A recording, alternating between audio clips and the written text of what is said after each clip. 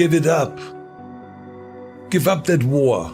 You know, the war that you have to really fight is the war against yourself. You have to fight a war against yourself. Now, it's not easy to look in the mirror and to change your own life. It's hard as hell. You have to take responsibility. You have to learn new things. You have to feel uncomfortable. Good, because discomfort is how we grow. That's how we become strong. If you run away from discomfort and resistance your whole life, you will always be weak.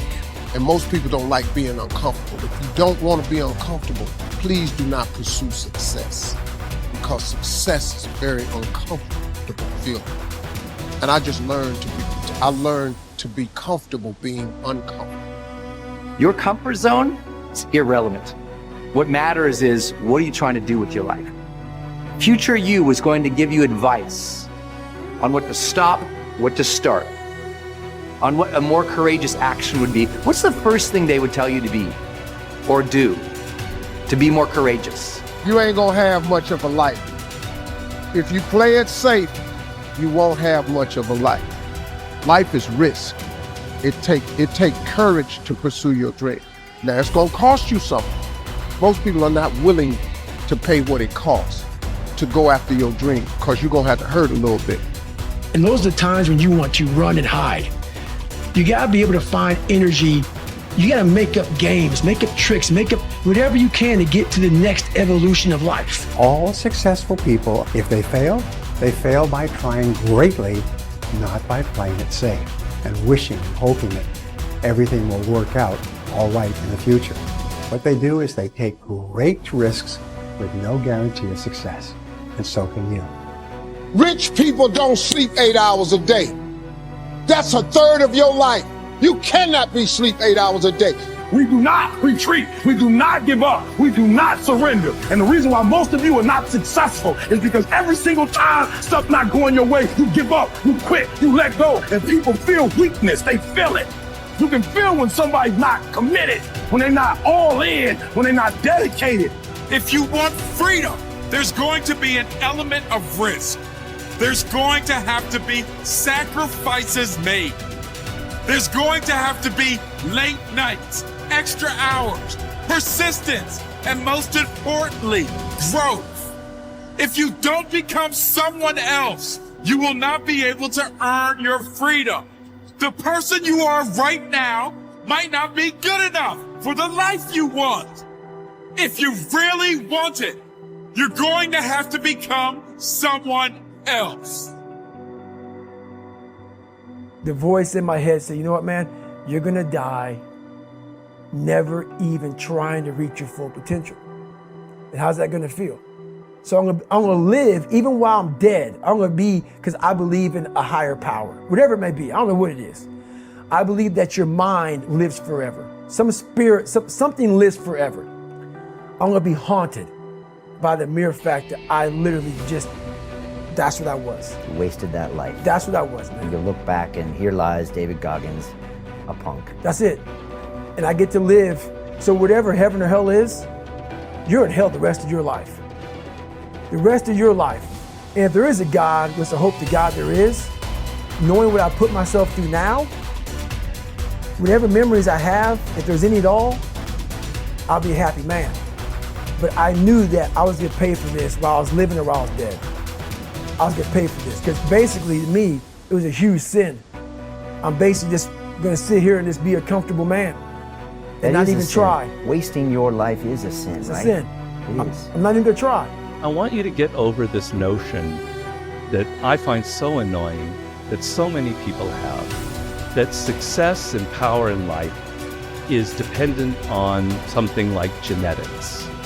Like some people are born with a larger brain, or they have wealthy parents who are able to send them to the right school, or it's all a matter of luck. What really makes people successful and powerful in life, and it's not just me saying this, I read hundreds of books on the subject, what makes people successful is their degree of motivation. Yeah, I could repeat it 100 times, but it's true every time I say it. When you are motivated, when you feel yourself emotionally engaged in the subject, you learn faster. You learn what could take somebody 10 years to learn, you can learn in 2 years. When you feel emotionally engaged with something, you're able to push past all the obstacles.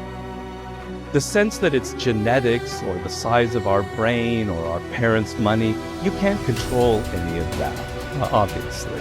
And they can become kind of crutches for some people. But the amount of motivation you feel, the emotional connection you have to what you're studying or doing, that is something within your control. That is something you can choose to take. And it is, you're going to find people giving you all kinds of great advice about your careers, about where you should go, you know, your MBA, etc. But if there's one piece of advice that I think is more important than that, it is this idea of following these natural inclinations and creating your own career path and finding a way to engage those deepest motivating parts of your psyche. Unhappiness is simply the lack of progress toward a preset goal. If you're not making progress, see, that's when unhappiness sets in. But here's where happiness begins: making progressive progress. You don't have to arrive all at once. You don't have to have it immediately. But as long as you're making progress, as long as progress is part of your experience now, it is a fantastic source of inspiration. Now here's the next one. Source of inspiration, and that is achieving. When you finally have arrived at that goal that you set. I want to have this much experience and be able to do this by 30 days from now, 60 days from now, 6 months from now. And finally, that 6 months passes, and there you are. Finally, the time passes, and you have it. Finally, the time passes, and the skill is now beginning to be polished, and it is so unique and effective. Achieving is an incredible source of inspiration. But here's what we notice. When you do achieve, whatever you set out in the beginning, where you decided and planned and you got started and you progressed, when you finally achieve, that achievement is not much more inspiration than when you decided. It's a different kind of inspiration. It's a different kind of feeling to having arrived. Knowing that you've got many other objectives to accomplish, many other places you want to go, things you want to do, the person you want to become. But at least I've got this one. You know, I've done this one. As the saying on the wall of the inner city school reads, God don't make no junk. Each person is capable of achieving excellence in some way, in some area. You have within you, right now, the ability to function at genius or exceptional levels in at least one, and perhaps several different intelligences. Your job is to find out what it could be for you.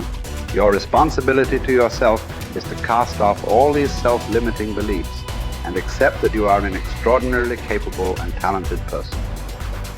You are engineered for greatness and designed for success. You have competencies and capabilities that have never been tapped. You have the ability within yourself right now to accomplish almost any goal you can set for yourself if you are willing to work long enough and hard enough to achieve it. The good news about beliefs is that all beliefs are learned. They can therefore be unlearned, especially if they are not helpful. When you came into the world, you had no beliefs at all about yourself, your religion, your political party, other people, or the world in general. Today, you know a lot of things. But as the comic Josh Billings once wrote, it aren't what a man knows what hurts him. It's what he knows what aren't true. There are many things that you know about yourself that are simply not true. And these are almost always in the area of self-limiting beliefs. The starting point of unlocking more of your potential is for you to identify your self-limiting beliefs and then ask, what if they were not true at all? What if you were possessed of an extraordinary ability in an area where you didn't think you were very good at all, such as selling, entrepreneurship, public speaking, or money-making? Everywhere I go throughout the world, I have taught these principles to many tens of thousands of people. I have filing drawers full of letters from people who had never heard this idea of self-limiting beliefs before. But once they heard it, they changed their entire attitudes towards themselves. They began to see themselves as far more competent and capable in key areas of their lives than they had ever been before. In no time at all, they began transforming their lives and changing their results. Their incomes doubled and tripled and quadrupled. Many of them became millionaires and multimillionaires. They went from the bottom of their companies to the top, from the worst performer in their sales forces to the highest earning person in their companies. After they changed their beliefs about themselves and their personal potentials, they learned new skills and took on new challenges. They set bigger goals and threw their whole hearts into achieving them. By questioning their beliefs and by refusing to accept that they were limited in any way, they took complete charge of their lives and careers and created new realities for themselves. And what countless others have done, you can do as well.